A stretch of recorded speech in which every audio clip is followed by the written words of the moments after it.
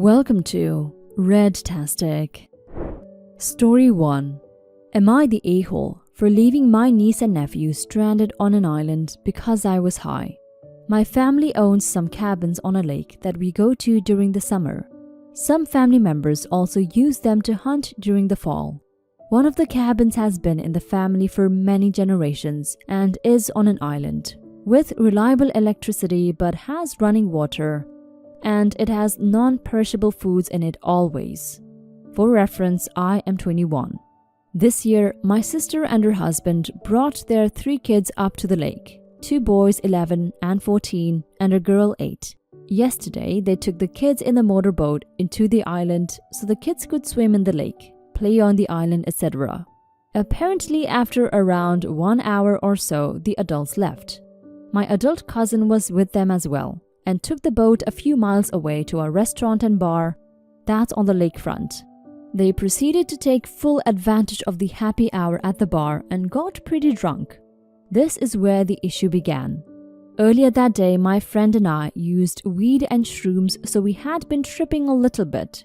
We stayed out in the woods for a few hours, and then when the sunset came, we headed back. As we walked back, my phone started buzzing non-stop.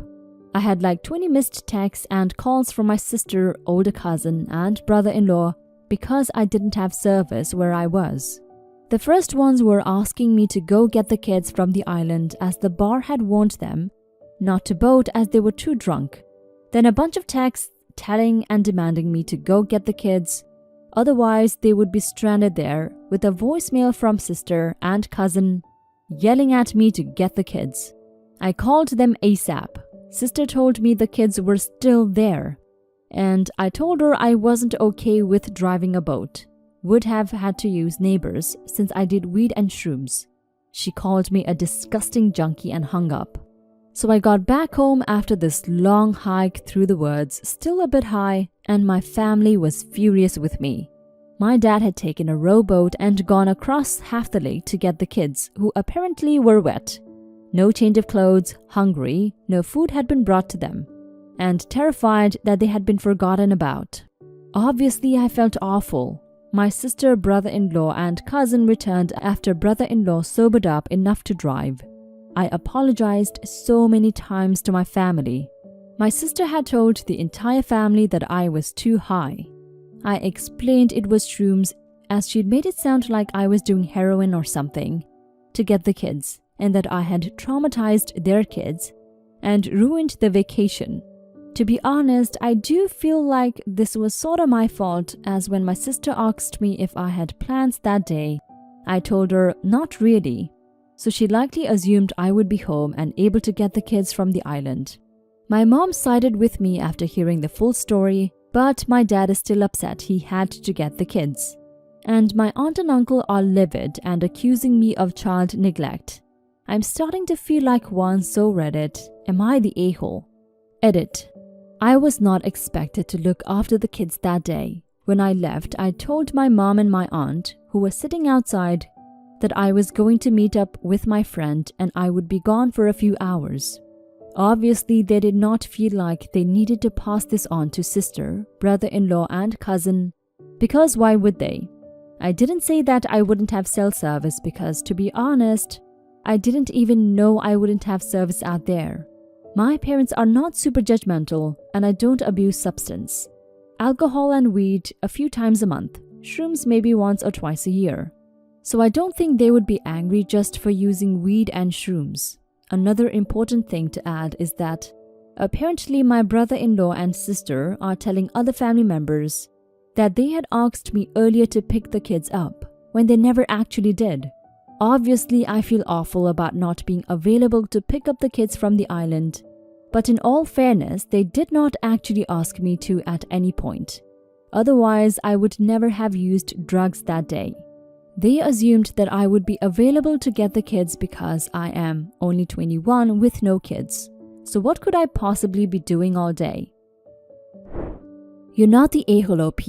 Your sister and her husband are the real a-holes here. Yeah, you couldn't go get the kids because you were high, but did they forget they couldn't go get their kids because they were drunk? You're just a family member, but they're the kids' parents. They are 100% responsible for their children and shouldn't have assumed you would be available to take over that responsibility without asking you and double-checking first. Your aunt and uncle want to blame you, but they should be having a conversation with the kids' parents instead. What kind of parents take their kids to an island and then leave them there to go get wasted at a bar? Now for some comments. Not the a-hole.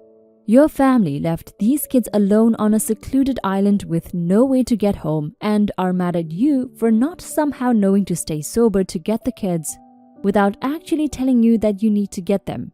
Ridiculous. They are trying to blame their bad parenting and decisions on you. In any case, they were the ones to leave their kids on the island to go to the bar with no plans on how to get back. Not the a-hole. They are the jerks who left their own kids unattended and then got wasted. If they had asked you ahead of time to make sure you got the kids and then you got high, you would be the a-hole. Asking you if you have plans and then not telling you they would need you meant you had no reason to expect they would call you on for this. It was very good of you to be honest that you couldn't get the kids. It was a total jerk move of your sister to take the blame off herself and put it on you. It's a convenient target. Maybe it wasn't the smartest thing to take shrooms in the woods with your family around, but they aren't your kids, and you weren't in charge of them when it all went down. Not the a-hole. They aren't your kids and aren't your responsibility. You weren't watching them and weren't asked to. Your idiot relatives chose to leave the kids alone on an island while they went to a bar and proceeded to get drunk off their asses. Then proceeded to try forcing you to get their kids. You are not responsible for their care. So being stoned and saying no, well, it's so bad for them, they shouldn't assume that they can drop their kids on other people when they don't feel like parenting. I get your dad's frustration, but he should be taking it out on the drunk morons that had the children. Your aunt and uncle need to shut the hell up. If anyone is negligent, it's the parents. Story 2. My ex has a restraining order against me and now lives in the same apartment complex. My ex-wife and I had a rocky marriage. My alcoholism didn't help.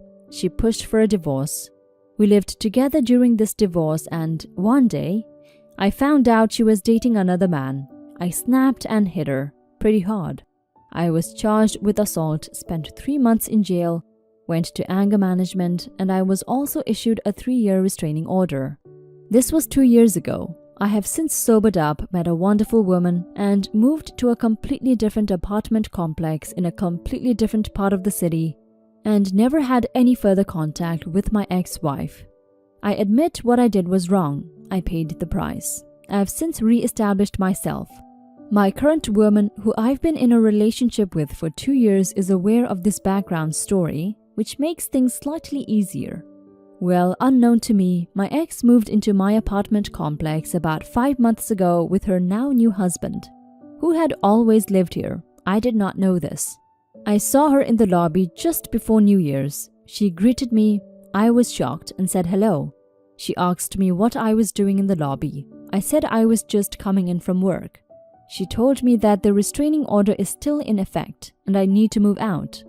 I tried to reason with her and told her I would be happy to steer clear of her. I know we don't live on the same floor. I don't even know what floor she lives on. I don't care to know. I told her if I saw her on an elevator, I wouldn't get in and just wait for the next one. She told me she was going to enforce the restraining order against me. My partner and I literally just signed a brand new 2-year lease 6 months ago. We love the place we live in and wouldn't want to move.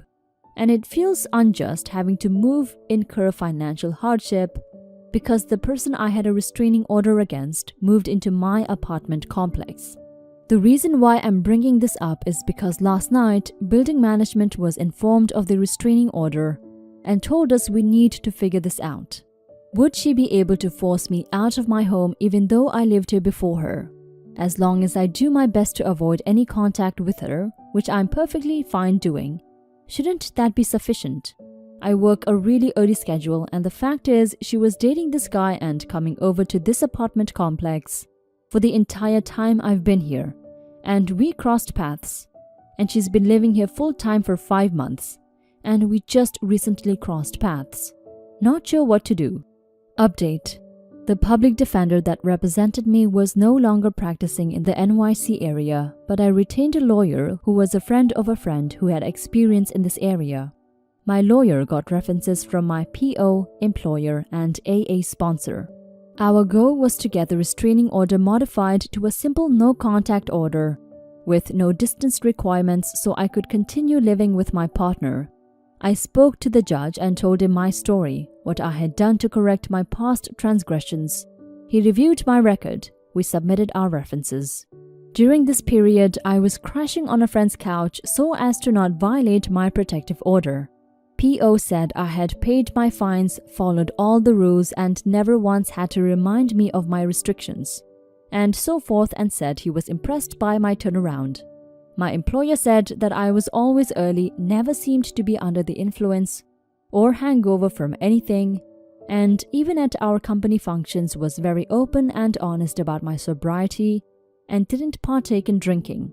My AA sponsor said good things about me too, how he was impressed with my maturity and openness on my alcoholism and addiction. Then the judge asked my ex-wife to speak. My ex-wife said she was shocked by my turnaround. She said that it seemed unfair to her to require me to move because she moved into my building unknowingly, and that she no longer felt threatened by me. This was a shock to both my lawyer and I, as I expected my ex to want to keep the protective order in place.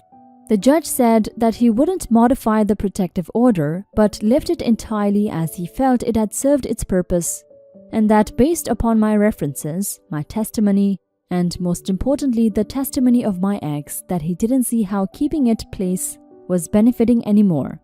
He did tell my ex that if she ever felt threatened or endangered because of something I said or did, she could contact the police.